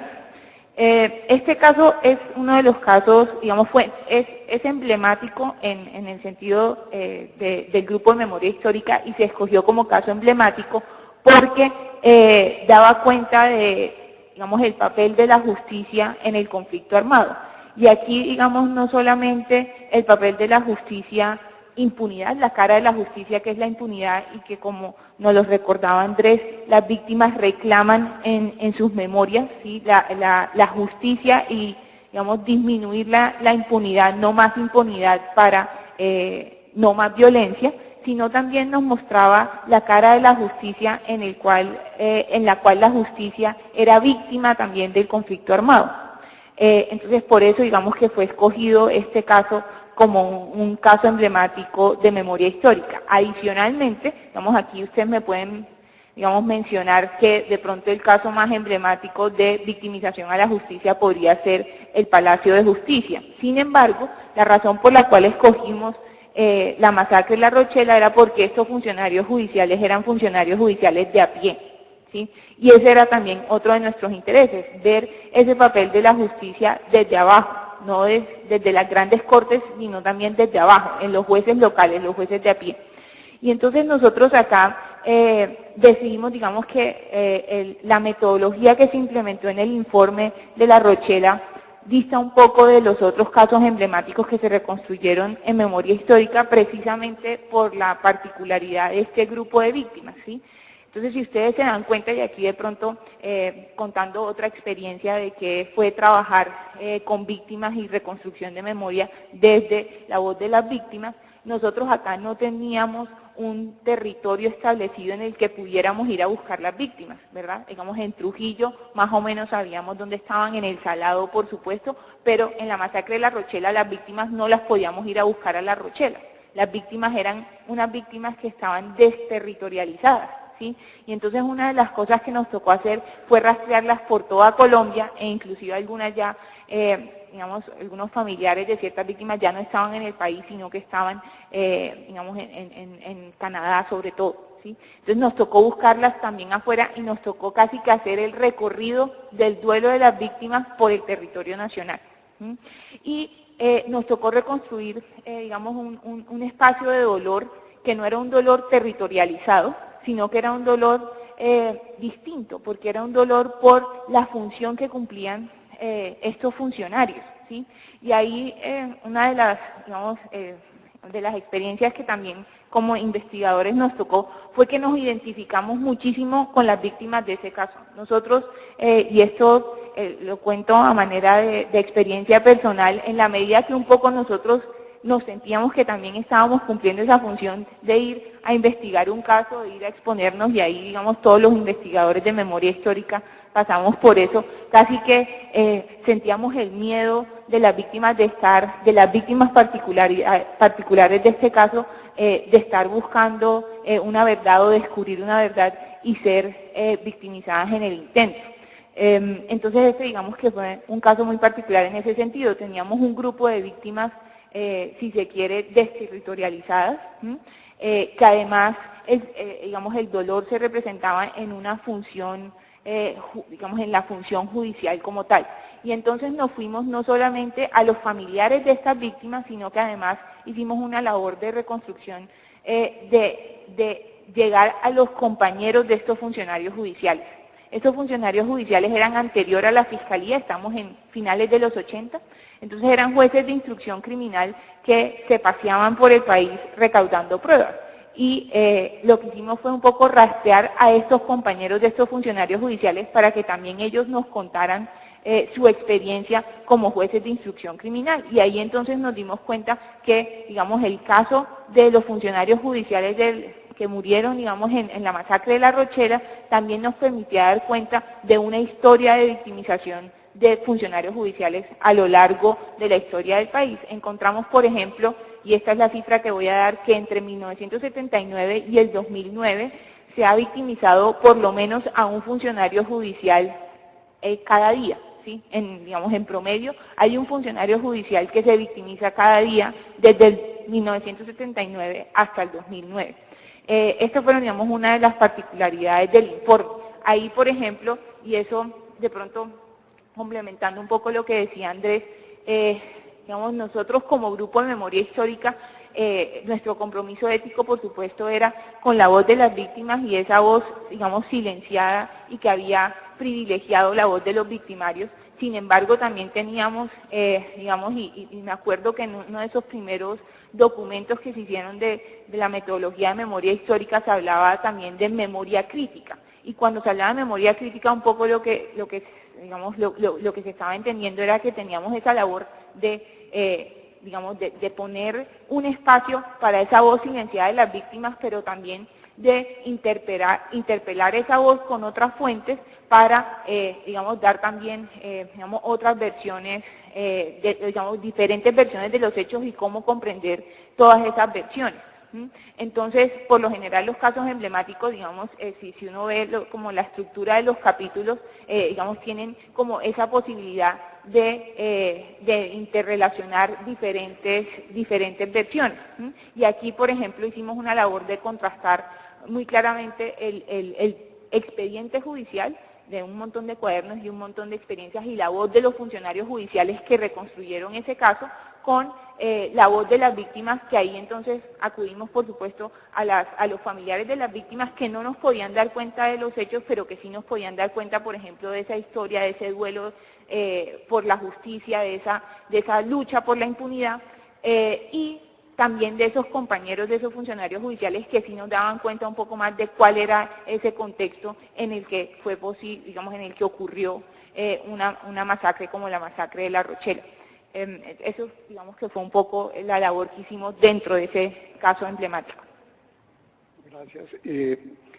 Dos preguntas para Andrés Fernando, que son las siguientes. ¿El conflicto define a la víctima? ¿Cuál es esa definición? ¿Y cómo se reconoce por parte del Estado la verdad, justicia y reparación del conflicto social en Colombia? Tremenda pregunta.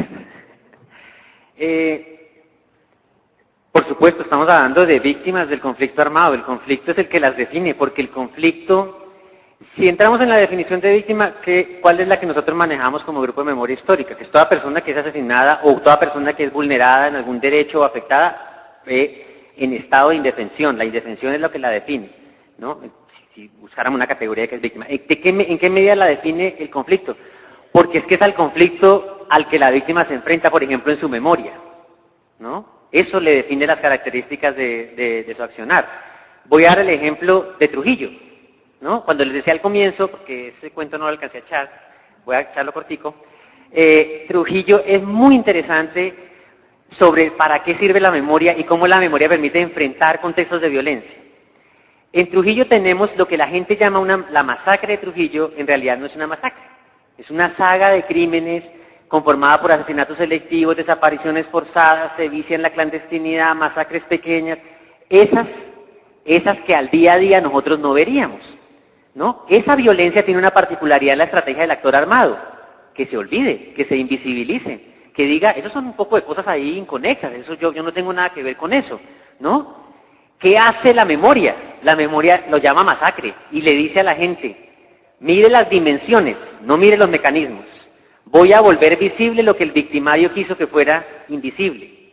Y a partir de eso me planto, 20 años se plantan, reconstruyen los hechos, defienden su idea de la masacre, las magnitudes, y si no hubiesen persistido en ese esfuerzo, la justicia al caso nunca hubiera llegado. La persistencia durante 20 años es lo que permite que a finales de 2009-2010 el caso vuelva otra vez a la escena judicial y encuentre todo el respaldo para desarrollarse, ¿no? Y así ocurre en otros contextos. Depende, o sea, la dinámica del conflicto armado por supuesto que determina a la víctima y su manera de accionar. Ese es el contexto al que la víctima responde. La segunda parte era, ¿cuál? ¿Cómo se reconoce por parte del Estado la verdad, justicia y reparación del conflicto social en Colombia? Bueno, yo solo puedo hablar desde el ámbito de la memoria, que es el que me compete institucionalmente, para decir que la memoria no es una forma de distraer el cumplimiento de los derechos a los que tienen las víctimas. De hecho, la memoria hace parte del derecho a la verdad que tienen las víctimas.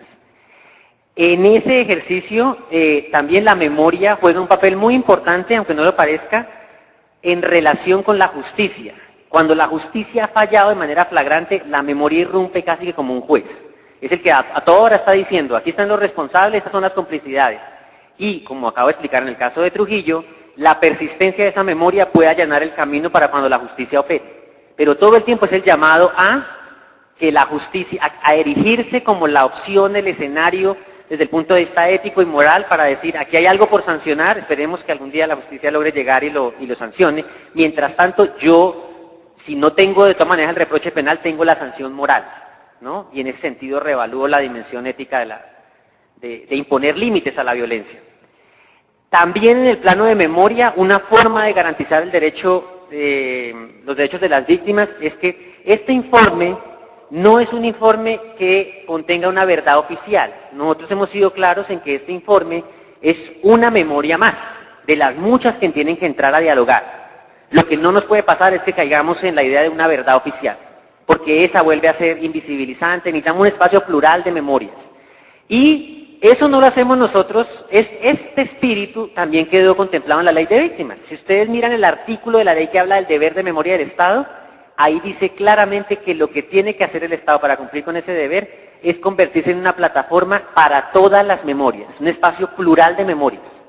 Y todas tienen que entrar o tener la posibilidad de entrar en diálogo. Esa es la noción democratizadora de la memoria, ¿no? Tratar de imponer una sobre otra sería entrar otra vez en la lógica de la invisibilización.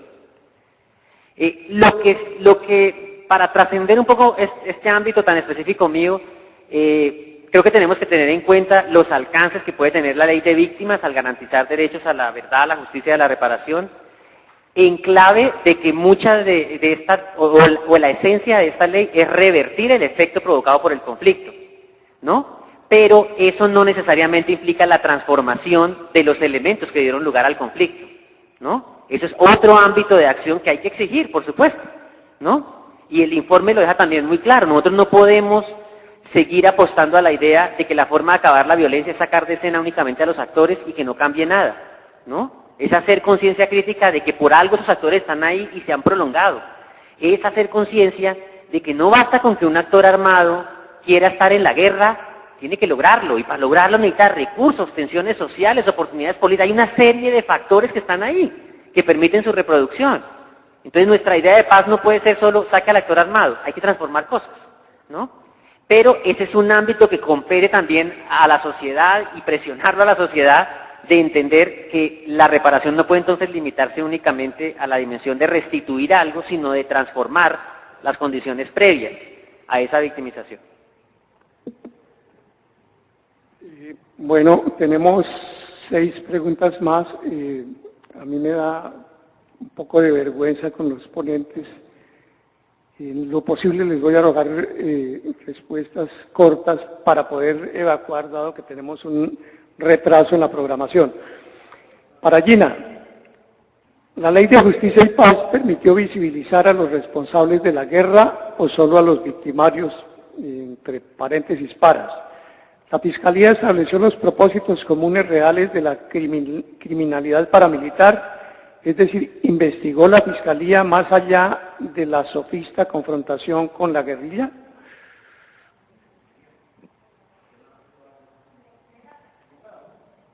Bueno, otra para Gina.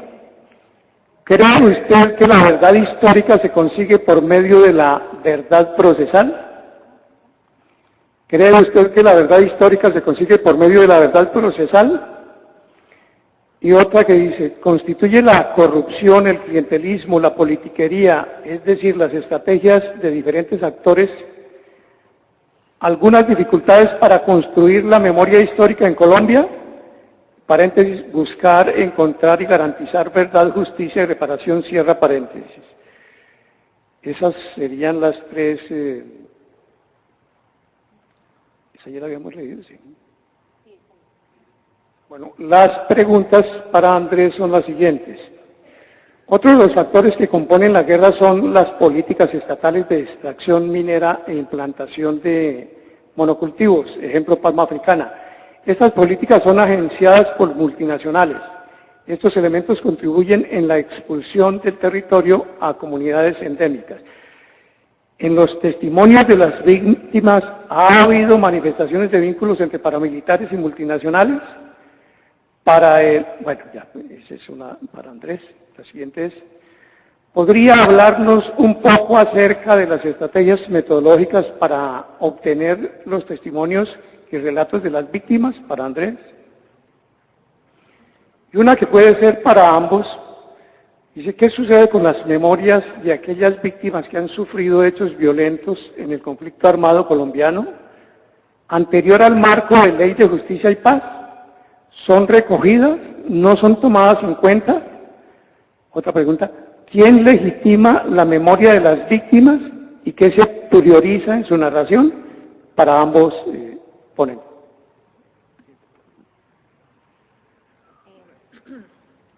Bueno, voy a empezar yo. Entonces, las 3 preguntas, muy buenas preguntas. Creo que voy a empezar por la segunda, que me preguntaba un poco, digamos, el papel de la verdad judicial en la construcción de la verdad histórica. Yo creo, y digamos, ese era un poco el punto de la ponencia, que verdad histórica y verdad judicial tienen que ser entendidas como verdades distintas, ¿sí? Y con límites diferentes, con riesgos diferentes. Por supuesto que creo que la verdad judicial es mucho más limitada que la verdad histórica y en ese sentido, lejos de mí decir que la verdad judicial debe convertirse en la verdad histórica. Creo que eso sería una falla monumental, ¿sí? Un poco, y lo que yo creo que pasó con, digamos, con todos estos mecanismos de justicia transicional que se empezaron a implementar en Colombia, fue que la justicia se empezó a cuestionar su papel para reconstruir la verdad y qué tipo de verdad estaba reconstruyendo, y creo que en ese sentido es que hablo de todos esos límites que encontró el derecho para representar la realidad, ¿sí? Pero también que en ese proceso del derecho tratar de representarse la realidad y ser consciente de sus límites, y tratar de, digamos, en ese sentido, tomar la investigación social y tratar de los mismos jueces de reconstruir verdad histórica también se confundieron. Y se confundieron porque es que nosotros a nuestros jueces y a nuestros fiscales no les podemos exigir que sean historiadores, porque no lo saben hacer, ¿sí? Entonces, un poco, y aquí la propuesta es digamos, hacer una revisión crítica de esas categorías penales para representarse la realidad y en ese sentido ver en qué medida podemos asegurar que la verdad judicial se acerque más a la verdad histórica en la medida en que la verdad judicial tiene como objetivo último ser justa, ¿sí? Y cumplir con ese, digamos, derecho de justicia de las víctimas. Y eso entonces me lleva a la pregunta que hacen en particular sobre, digamos, la judicialización del fenómeno paramilitar.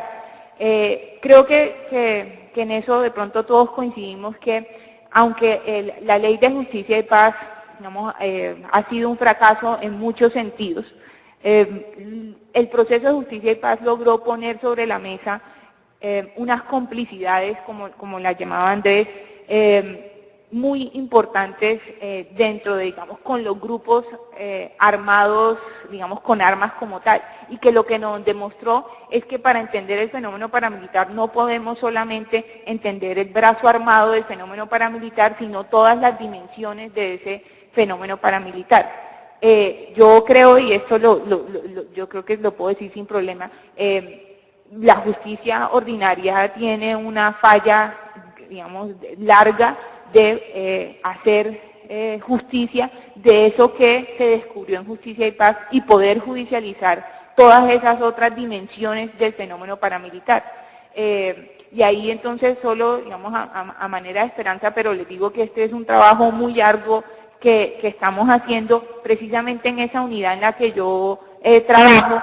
Nuestra labor es esa, poder judicializar todas esas, digamos, cómplices de los actores armados que han pasado de agache y que no han sido judicializados. Y en ese sentido, digamos, por ejemplo, algo que me incitó la ponencia de Andrés era también pensar, por ejemplo, el tema de las estigmatizaciones.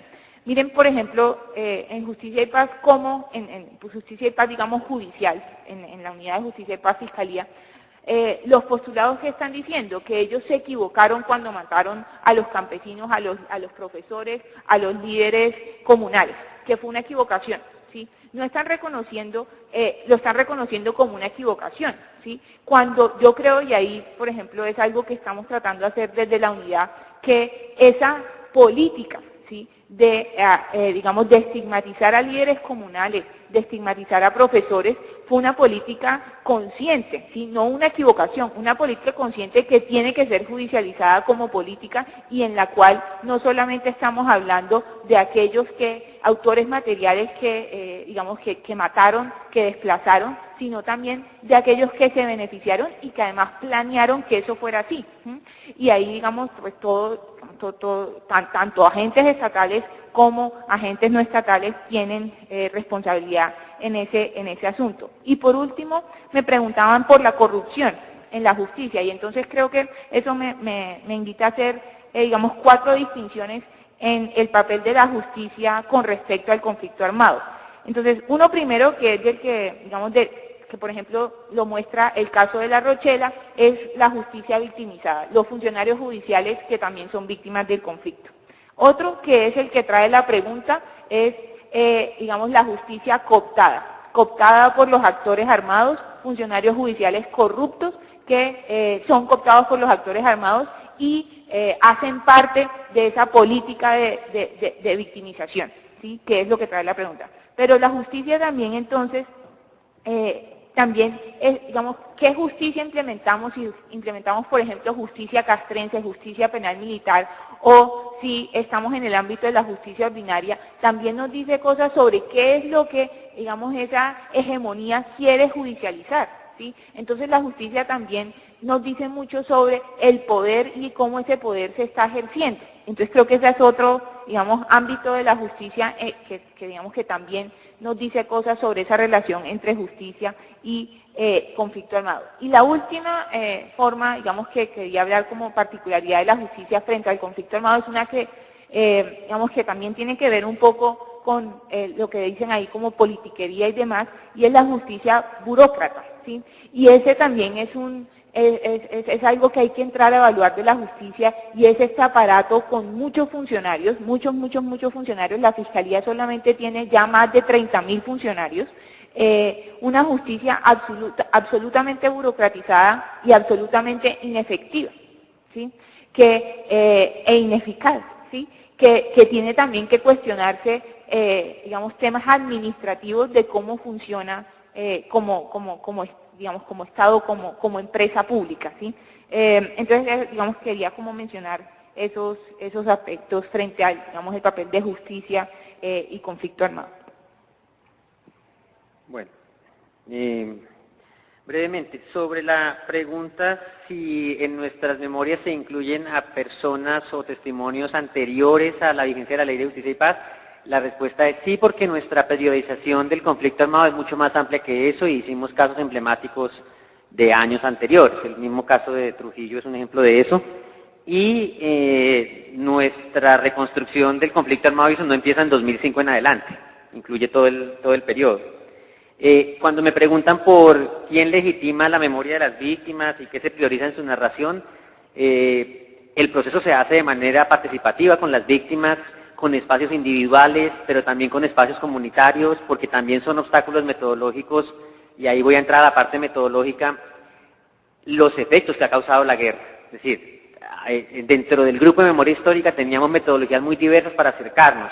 Digamos, hay, por ejemplo, una caja de herramientas para reconstrucción de memoria histórica que intentaba dejar capacidad instalada en las comunidades, pero también a partir de talleres, de metodologías participativas, usando mapas del cuerpo, líneas del tiempo, en fin, ese tipo de herramientas se buscaba reconstruir. Eso lo hacía una parte del grupo, por ejemplo. Yo tenía una forma de acercarme que era distinta, y era reconociendo o partiendo de la premisa de que me iba a encontrar comunidades con este tipo de desestructuración y de desconfianzas. Lo primero era hablar con ellas de manera individual, recoger la memoria individual e ir midiendo un poco el aceite al escenario, crear confianzas antes de ponerla en la escena pública y jugar un poco con las contrastaciones, porque lo que se dice en el escenario público no es igual a lo que se dice de manera íntima o de manera individual. Y segundo, yo le daba mucha preferencia a evitar crear una situación externa demasiado fuerte, como decirles, vayan a un lugar tal a reunirnos. No, a mí me gustaba ir a sus casas, ¿no? Para crear confianza, pero además por la confianza que da el espacio íntimo para hablar y después ir viendo cómo eso se podía poner en la escena pública, preparado para que en la escena pública hubiese divergencias, porque las hay por estas tensiones un poco más ocultas. Pero todos los ejercicios, por ejemplo, todos los informes que nosotros produjimos, tenían que validarse con la gente, nosotros teníamos que ir a exponérselos. Y ellos decían, no lo aceptamos, o sí lo aceptamos, o métale esto, ¿no? Ese fue parte de nuestro proceso de, no solo en el legitimarnos en el proceso mismo de construcción, sino en el producto final, tener el aval de la gente y las reacciones de la gente. Sobre el tema de los factores relacionados con extracción minera y monocultivos, esos temas hacen parte del capítulo 2 y la discusión sobre los factores explicativos del conflicto, que les digo, creo que deberíamos, desde el centro ofrezco la posibilidad de que tengamos en otro escenario la posibilidad de discutir todo el informe en su conjunto, no solo como pasó hoy con un capítulo, y ahí lo podemos tocar. Cuando me dicen, y la gente cita nombres concretos de las multinacionales, las complicidades incluyen actores políticos, económicos, sociales, por supuesto que los incluye. La gente, al nombrar además las complicidades, lo que está reconociendo es que parte de los actores que les provocaron la victimización tenían intereses, y intereses de todo tipo. Entonces está el económico, el político, en fin. Entonces, por supuesto que sí aparecían la gente, sobre todo de las comunidades afrocolombianas o de los indígenas, tienen un tipo de relato en donde el territorio se constituye un hecho diferencial para ellos, porque el territorio está muy ligado a su cosmovisión de la vida, es sagrado, tiene un tema de estructuración cultural muy importante, y ellos sienten que parte de lo que les pasó era por intereses económicos que buscaban volver el territorio un lugar de extracción o volver un lugar militarizado, ¿no? Y por supuesto que lo colocan en la clave de la desestructuración cultural que eso promueve. A veces dan nombres concretos, a veces no, a veces decían cosas muy interesantes como, en tal sitio no hay una explotación minera en estos momentos, pero la habrá porque ahí hay riqueza en oro, y ese es el cerro sagrado de nosotros. O sea, ni siquiera decían va a ocurrir, sino o tenían indicios de que ya se estuviera moviendo algo. Ellos mismos decían, sabemos la riqueza que tenemos y sabemos que la supervivencia cultural a la que nos enfrentamos es nuestra noción de territorio, que puede no ser funcional a la noción de territorio del capital o de la extracción de recursos, ¿no? Pero a veces anticipaban hasta los lugares donde podría haber extracción minera y riqueza. Bueno, queremos agradecer a Gina y a Andrés por sus excelentes ponencias. Quisiera hacer un aviso importante, que es el siguiente. En la tarde, a la hora habitual, a las 2 de la tarde, vamos a continuar con el coloquio, básicamente con la presentación de la obra del profesor Álvaro Camacho. Quiero señalar que esa presentación no se va a realizar en este auditorio 5, sino en el auditorio 3, que queda a 30 metros de esta edificación. Entonces, por favor, nos encontraremos a las 2 en el auditorio 3, aquí contigo. Mil gracias.